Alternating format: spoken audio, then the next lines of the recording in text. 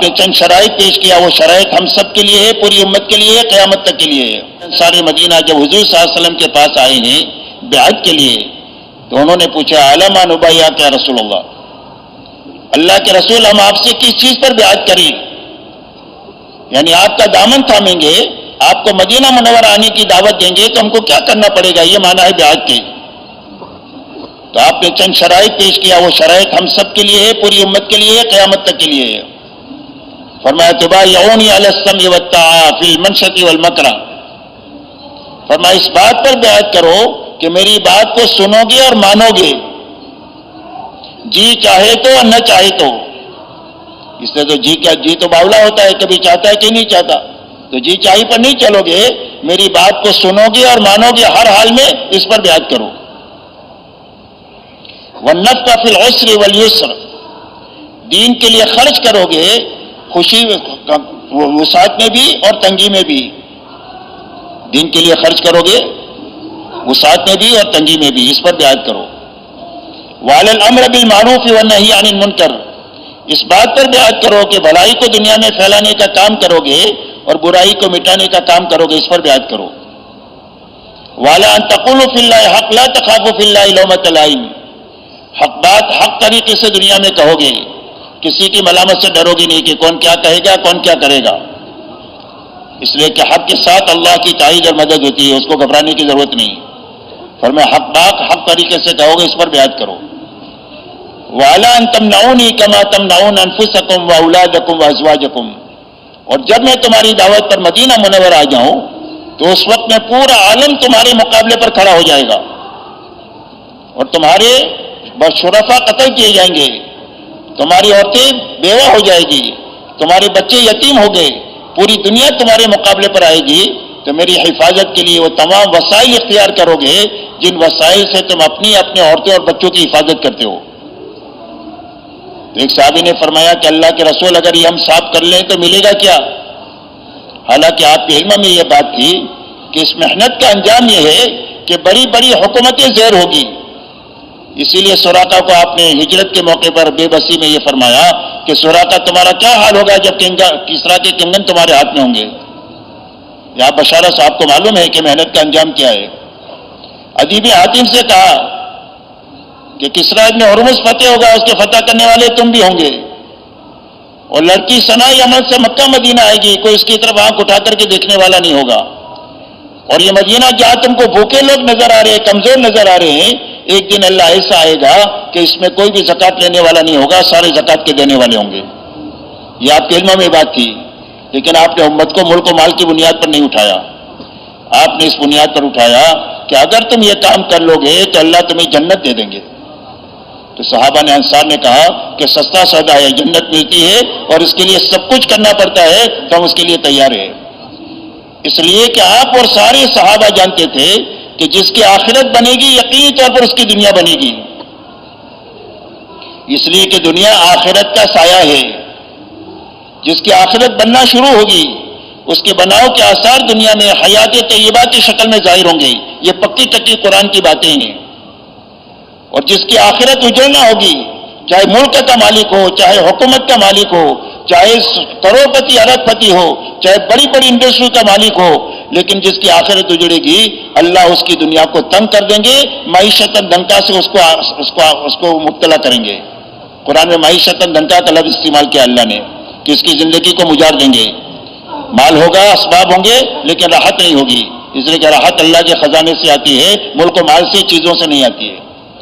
اس لیے میرے دوستو آپ نے آخرت کی بنیاد پر اٹھایا، اس لیے دین میں کمال پیدا ہو جائے، نصرت کے ساتھ میں پوری زندگی گزرے کہ دین کی مدد کرتے ہوئے دنیا میں جئیں گے۔ یہ دو ذمہ داری ہے، استقامت اور نصرت۔ استقامت دین کے پابند ہونے کو کہتے ہیں کہ پوری دینداری کے ساتھ جئے، پوری دینداری پر مرے۔ ہم سے مطالبہ موت تک استقامت کا ہے۔ فرمایا وَاعْبُدْ رَبَّكَ حَتَّىٰ يَأْتِيَكَ الْيَقِينُ، حضور صلی اللہ علیہ وسلم کو حکم دیا گیا کہ اللہ کی اطاعت میں، عبادت میں لگے رہو، کب تک؟ فرمایا موت تک۔ لا تموتن الا وانتم مسلمون، فرمایا مسلمان ہو کر کے مریو، فرما بردار بن کر کے مریو۔ تو فرما بردار بن کر کون مرے گا؟ جو فرما بردار بن کر جیے گا وہ فرما بردار بن کر کے مرے گا۔ جیسی زندگی ہے ایسی موت ہے، اور جیسی موت ہے ایسا قیامت کے دن اٹھنا ہے۔ اس لیے پوری زندگی استقامت کے ساتھ رہنا، پوری زندگی اللہ کے دین کی نصرت اور مدد کے ساتھ گزارنا، یہ دو ذمہ داری ہر ایمان والوں کی ہے۔ آپ نے پوری امت کو ان دو بنیادوں پر اٹھایا ہے، اور پوری امت نے یہ دو چیزوں کو آپ نے پیدا فرمایا، اور جب یہ دو پہلی چیزیں ہو گئی تو اللہ نے ان چیزوں پر یہ چھوٹی اور کمزور جماعت کے ہاتھوں بڑا کام لیا۔ کیوں بھائی بڑا کام لیا؟ کہ دین قائم ہو گیا دنیا میں، وسائل نہیں ہے، چیزیں نہیں ہے، سامان نہیں ہے، صرف دین ہے اور دین کی محنت ہے، صحیح محنت ہے، تو دین قائم ہو گیا اور صدیوں تک کے لیے قائم ہو گیا۔ کروڑوں کروڑ انسان غلط زندگیوں سے توبہ کر کے ہدایت اور جنت کے راستے پر آئے، اور ایک سال کے لیے نہیں ہوا، صدیوں تک کے لیے ہوا کہ صدیوں تک آپ کو باہر ملے گی۔ اتنا بڑا کام ایک کمزور اور چھوٹی جماعت کے ہاتھوں جو ہوا، اس کی یہ دو بنیادیں ہیں، ایک دین ہے اور دوسری محنت کی صحیح شکل ہے، جس کی بنیاد پر اتنا بڑا کام دنیا میں ہوا۔ مولانا الیاس صاحب رحمۃ اللہ علیہ فرماتے تھے کہ میں اس محنت سے یہ چاہتا ہوں کہ محنت کرتے کرتے محنت کرنے والوں میں یہ دو چیزیں زندہ ہو جاوے، ایک دین پر چلنے کی طاقت پیدا ہو جائے تاکہ پورا دین حقیقت کے ساتھ زندہ ہو جائے، محنت کی صحیح شکل زندگی میں قائم ہو جائے، جس کی وجہ سے جان مال ان کی نگاہوں میں بے قیمت بن جائے، اس کی ہوس بھی ختم ہو جائے اور اس کی محبت بھی ختم ہو جائے، ضرورت کے مطابق استعمال کر سکتے ہیں، اس میں کوئی حرج نہیں ہے، لیکن للچائی نگاہ سے دنیا کو دیکھنا چھوڑ دے۔ یہ دو باتیں پیدا کرنا میں اس محنت سے چاہتا ہوں، اللہ نے اس کے لیے محنت عطا فرمائی ہے۔ اب اس محنت میں میرے دوستو دو چیزیں ہیں، ایک فرنا ہے، ایک مقامی محنت ہے، دونوں مل کر محنت بنتی ہے، اور دونوں جماعتیں آپ نے بنائی ہے، حضور صلی اللہ علیہ وسلم نے۔ آپ کی 23 سالہ دور نبوت میں دو ہی جماعتیں بنی، تیسری کوئی جماعت نہیں ہے، یا مہاجرین ہے یا انصار ہے، اور دونوں جماعتوں کے بارے میں قرآن میں اللہ نے فرمایا کہ یہ دونوں سچے لوگ ہیں۔ للفقراء المهاجرين الذين اخرجوا من ديارهم واموالهم يبتغون فضلا من الله ورضوانا وينصرون الله ورسوله اولئك هم الصادقون، یہ مہاجرین کے بارے میں فرمایا کہ یہ سچے لوگ ہیں۔ انصار کے بارے میں فرمایا انما المؤمنون الذين امنوا بالله ورسوله ثم لم يرتابوا وجاهدوا باموالهم وانفسهم في سبيل الله اولئك هم الصادقون، یہ دو جماعتیں سچی ہیں، اور پوری امت کو قیامت تک کے لیے حکم ہے قرآن میں، یا ایھا الذین آمنوا اتقوا اللہ وکونوا مع الصادقین۔ دیکھو میرے پاس بیٹھ کر سو گئے، دیکھو میں نے کہا نا کہ لوگ گھٹنوں میں ہاتھ نہیں ڈالنا، نہیں سو جاؤ گے، یہ سونے کی نیت ہوتی ہے، آدمی بیچارہ نہ چاہتے ہوئے سو بجاتا ہے، اس کے لیے گھٹنے جس کے لگائے ہیں ایسا ایسا اس کو چھوڑ دو تاکہ نیند نہیں آوے۔ اللہ خوش رکھے آپ کو۔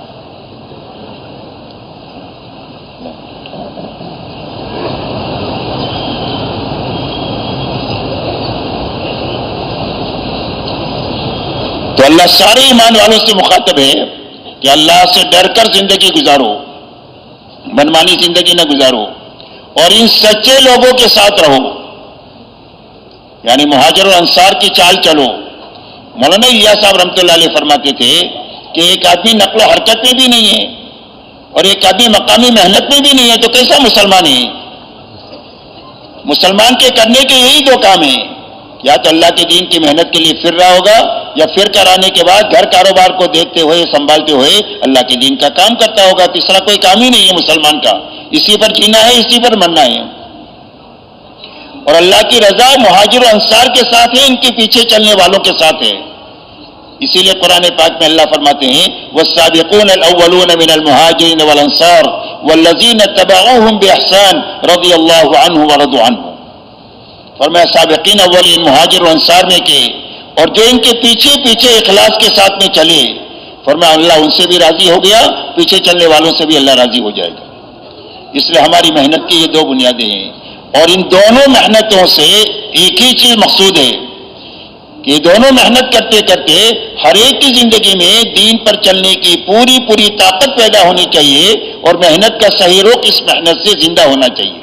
یہ دو چیزیں پیدا کرنے کے لیے تبلیغ ہے۔ اب دین پر چلنے کی طاقت کیسے پیدا ہوگی؟ دین پر چلنے کی طاقت پیدا کرنے کے لیے اس محنت میں سب سے پہلا کام دل کو بنانا ہے۔ دل بنے گا تو دین بنے گا۔ دل نہیں بنا تو زندگی بھر تبلیغ کر کے دین نہیں بن سکتا. سارے نبیوں کی محنت کا میدان انسانوں کے دل ہے. حضور صلی اللہ علیہ وسلم ارشاد فرماتے ہیں الا ان فی الجسد لمضغہ اذا صلحت صلح الجسد كله واذا فسدت فسد الجسد كله الا وهي القلب. فرمایا سن لو انسان کے گوشت میں جسم میں گوشت کا ایک لوتڑا ہے، اگر وہ صحیح ہو جائے تو پورا جسم صحیح ہو جائے، اور اگر وہ بگڑ جائے تو سارا جسم بگڑ جائے. فرمایا وہ دل ہے. اس لیے سب سے پہلے نبیوں کی محنت کا میدان انسانوں کا دل ہے. ہماری محنت میں سب سے پہلے محنت کرنے والے کا دل بننا چاہیے، اور دل کا بننا یہ ہے کہ دل میں اللہ آ جائے، نبی آ جائے، آخرت آ جائے. یہ دل کا بننا ہے. کون آئے؟ اللہ آئے. اللہ کے آنے کے کیا معنی؟ اللہ کے آنے کے معنی یہ ہے کہ اللہ سے محبت پیدا ہو جائے. 8 چیزوں کی محبت کم ہو جائے، اللہ کی محبت بڑھ جائے. قرآن میں اللہ نے 8 چیزوں کو بیان کیا ہے 3 چیزوں کے مقابلے میں. قل ان کان آباؤکم وابناؤکم واخوانکم وازواجکم وعشیرتکم واموال اقترفتموها وتجارۃ تخشون کسادها ومساکن ترضونها احب الیکم من اللہ ورسولہ وجہاد فی سبیلی فتربصوا حتی یاتی اللہ بامرہ واللہ لا یہدی القوم الفاسقین. اللہ جل شانہ فرماتے ہیں اگر تمہارے باپ، تمہارے بیٹے، تمہارے بھائی، تمہاری بیوی، تمہاری برادری، تمہاری تجارت، تمہارے مکانات اور تمہارا مال، یہ 8 چیزیں گنائی ہے، اگر زیادہ پسند ہے تم کو اللہ سے اور اللہ کے نبی سے اور اللہ کے دین کے کام سے، تو فرمایا اللہ کے عذاب کا انتظار کرو، اور اللہ فاسق قوم کو کبھی منزل مقصود تک نہیں پہنچا دے. اس لیے فسق سے نکلنے کا راستہ یہ ہے کہ اللہ کی اور اللہ کے نبی کی اور اللہ کے دین کی محبت ساری 8 چیزوں سے بڑی ہوئی ہونا چاہیے. بھلے 1% بڑھ جائے گی تو کام ہو جائے گا. 49% ان 8 چیزوں کی محبت ہو، 51% اللہ کی محبت ہو جائے تو کام ہو جائے گا. نبی کی محبت ہو جائے، دین کے کام کی محبت ہو جائے تو کام ہو جائے گا. بات سمجھ میں آ رہی بھائی؟ اس لیے میرے دوستوں سب سے پہلے دل میں توحید آ جائے کہ اللہ ایک ہے، وہی کرنے والے، ان سے محبت ہو جائے. اس لیے کہ جو کوئی نعمتیں ہمارے پاس ہے وہ صرف اللہ کی دی ہوئی ہے. قرآن پاک میں اللہ فرماتے ہیں وما بکم من نعمت فمن اللہ. فرمایا جو نعمت تمہارے پاس میں ہے وہ صرف اللہ ہی کی طرف سے دی ہوئی ہے، اور کسی کی بس میں کچھ نہیں ہے، اللہ ہی کی نعمتیں ہیں. تو اس کا حق یہ ہے کہ اس سے محبت کی جاوے. جب اللہ سے محبت ہو جائے گی تو اطاعت زندہ ہو جائے گی. عربی کا مقولہ ہے فإن المحب لمن يحب مطیع.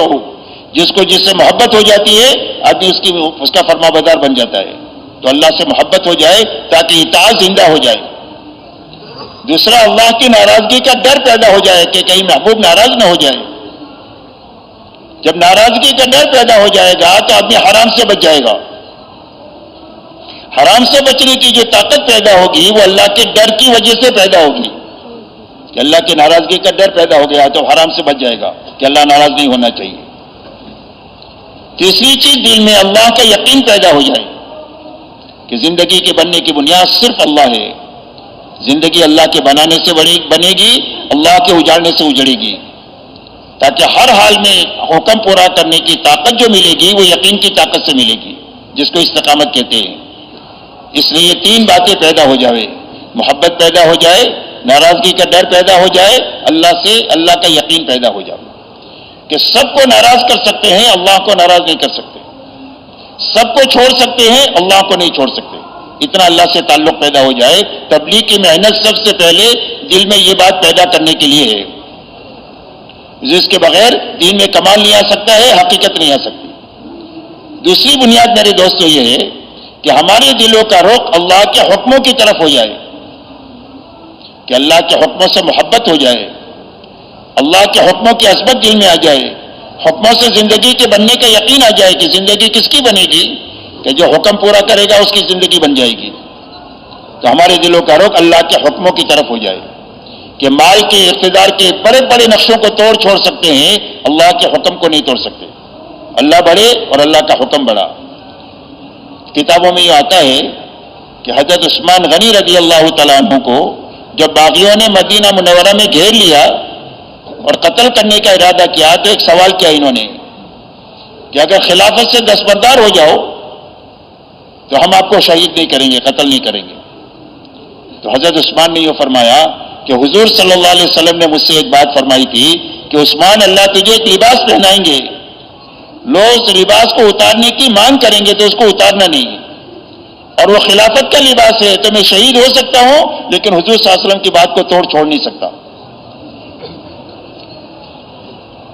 اندلس کے بادشاہوں میں ایک بادشاہ گزرا ہے منذر نام کا، اس کے شہزادوں نے ایک رعیت کے آدمی کو مار دیا، تو بڑے آدمی تھا تو لوگوں نے کچھ دے دلا کر بیچارے کا منہ بند کر دیا۔ بادشاہ کو معلوم ہوا کہ شہزادے نے شہزادگی کے زوم میں رعیت کے ایک آدمی کو مار دیا ہے اور کچھ دے دلا کر اس کا منہ بند کر دیا ہے، تو اس نے دربار عام بلایا اور بلایا کہ میں اپنے حکومت کے زمانے میں شریعت کے خلاف کوئی کام نہیں کر سکتا ہوں کہ شہزادے رعیت کو مارتے رہے اور میں برداشت کرتا رہوں، منہ دے کر کے پیسے ان کا منہ بند کرتے رہیں، میں اس کو برداشت نہیں کر سکتا ہوں، اس کا قصاص لیا جائے گا اور اس کے مقابلے میں اس کے شہزادے کو قتل کیا جائے گا، اس کا بیٹا۔ اور یوں کہا کہ میں جانتا ہوں کہ اس لڑکے سے مجھے اتنی محبت ہے کہ وہ قصاص میں مارا جائے گا، اس کے چند دنوں کے بعد میں خود بھی مر جاؤں گا، میں اس کی جدائی برداشت نہیں کر سکتا ہوں، لیکن میں شریعت کے حکم کو نہیں توڑ سکتا۔ اس لیے میرے دوستو، اللہ بڑے، اللہ کا حکم بڑا، دلوں کا رخ اللہ کے حکموں کی طرف ہو جائے، اس کے لیے تبلیغ ہے۔ ہمارے دلوں کا رخ آخرت کی طرف ہو جائے کہ ہم دنیا کی راحت کو قربان کر سکتے ہیں، دنیا کے نقصان کو برداشت کر سکتے ہیں، آخرت کے نقصان کو برداشت نہیں کر سکتے، آخرت کی راحت کو قربان نہیں کر سکتے۔ یہ ہمارے دلوں کا رخ آخرت کی طرف ہو جائے کہ ہر وقت میں ہمیں یہ دھیان پیدا ہو کہ میرے کسی عمل سے میری آخرت خراب نہیں ہونی چاہیے۔ یہ تین بنیادیں پیدا ہو جائے گی دل میں